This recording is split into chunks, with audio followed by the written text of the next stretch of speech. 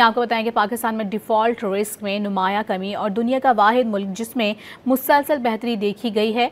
मुशीर ख़जाना खुर्रम शहजाद के मुताबिक पाकिस्तान का डिफ़ॉल्ट रिस्क तकरीबन 22,020 पॉइंट्स कम हुआ है। ये कमी बड़े उभरते हुए ममालिक में सबसे नुमाया है। अर्जेंटीना, मिस्र और नाइजीरिया जैसे ममालिक में डिफ़ॉल्ट रिस्क में इजाफा हुआ है।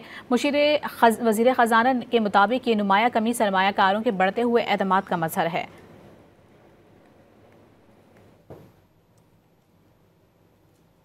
आपको बताएं कि पाकिस्तान में डिफ़ॉल्ट रिस्क में नुमाया कमी और दुनिया का वाहिद मुल्क जिसमें मुसलसल बेहतरी देखी गई है।